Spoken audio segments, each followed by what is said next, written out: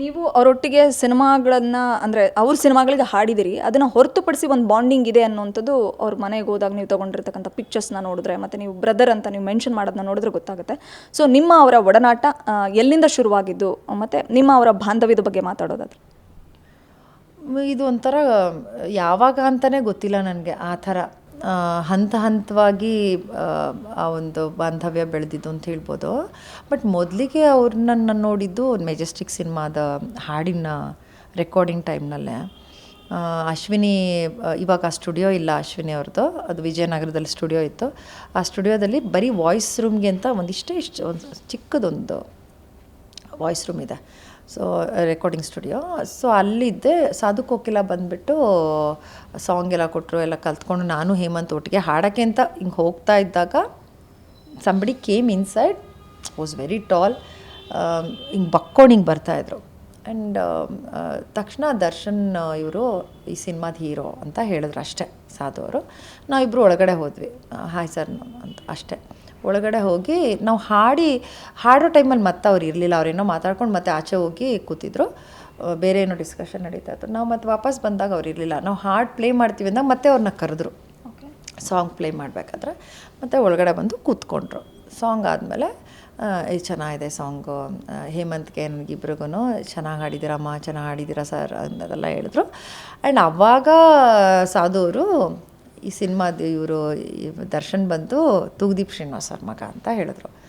So ಅವಾಗ ಅದು extra ಇದು ಫಸ್ಟು ಅವ್ರು ಹೇಳಿದಾಗ ರೆಗ್ಯುಲರಾಗಿ ನಮ್ಗೆ ಹೀರೋ ಅನ್ನೋ ಥರ, ಇದು ಒಂಥರ ಎಕ್ಸ್ಟ್ರಾ ಅಲ್ವಾ. ಅದು ನಮಗೆ ಒಬ್ಬ ವಿಲನ್ ಆಗಿ ನಮಗೆಲ್ಲರೂ ಪರಿಚಿತವಾಗಿರೋಂಥ ಹೆಸರು, ಅವ್ರ ಮಗ ಅಂದಾಗ ತುಂಬಾ ಖುಷಿ ಆಯಿತು. ವಿ ವಿಶ್ಡ್ ಅಷ್ಟೆ. ಮೆಜೆಸ್ಟಿಕ್ನಿಂದ ಟಿಲ್ ನನಗೆ ಗೊತ್ತಿರೋ ಪ್ರಕಾರ ಸಾರಥಿವರೆಗೂ ಅಂತ ಅನಿಸುತ್ತೆ. ಅದ್ರದ್ದು ಸಾರಥಿ ಸಿನಿಮಾದು ಸಾಂಗ್ ಕೂಡ ಮೆನ್ಷನ್ ಮಾಡಿನೇ ನೀವು ಪೋಸ್ಟ್ ಹಾಕಿರ್ತಕ್ಕಂಥದ್ದು. ಅವ್ರದ್ದು ಬ್ಲಾಕ್ ಬಸ್ಟರ್ ಸಿನಿಮಾಗಳಿಗೆ ನೀವು ಜಾಸ್ತಿ ಆಡಿರ್ತಕ್ಕಂಥದ್ದು. ಕರಿಯಾ ಸಿನಿಮಾ ಇರಲಿ, ಸಾರಥಿ ಇರಲಿ, ಗಜ, ಭೂಪತಿ, ಈ ಥರ ಒಂದು ಮೈಲ್ ಸ್ಟೋನ್ ಸಿನಿಮಾಗಳಿಗೆ ಹಾಡ್ಕೊಂಡು ಬಂದಿದ್ರಿ. ಎಷ್ಟು ಸಿನಿಮಾಗಳಿಗೆ ಅವ್ರಿಗೆ ಹಾಡಿದ್ರ ಮ್ಯಾಮ್ ಅವ್ರ ಸಿನಿಮಾಗಳಲ್ಲಿ? ಕರೆಕ್ಟಾಗಿ ಗೊತ್ತಿಲ್ಲ, ಬಹುಶಃ ಒಂದು 14-15 ಇರ್ಬೋದು ಅನಿಸುತ್ತೆ, ಗೊತ್ತಿಲ್ಲ ಕರೆಕ್ಟಾಗಿ. ಅರೌಂಡ್. ಓಕೆ.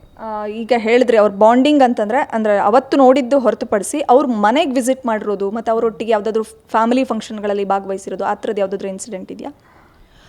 ಇಲ್ಲ, ಫ್ಯಾಮಿಲಿ ಫಂಕ್ಷನ್ಸ್ ಅಂತ ಅನ್ನೋದಕ್ಕಿಂತ ಇದು ಹಂತವಾಗೇನೆ ಅದನ್ನು ಹೇಳ್ದಂಗೆ ಭೂಪತಿ ಹಾಡಿದೆ, ಅದು ಸಾಂಗ್ ಹಿಟ್ ಆಯಿತು. ಅದಾದಮೇಲೆ ಬಾಸು, ಗಜ, ಎಲ್ಲ ಥರದ ಹಾಡುಗಳು ಹಾಡಿದಾಗ ಅವರು ಯಾವುದಾದ್ರು ಫಂಕ್ಷನ್ ಆಗುತ್ತಲ್ಲ, ಆಡಿಯೋ ಇರ್ಬೋದು, 100 ಡೇಸ್ದು ಈ ಥರ ಮಾಡಿದಾಗ ಸಿಗ್ತಾ ಇದ್ದಿದ್ದು ಅಷ್ಟೇ.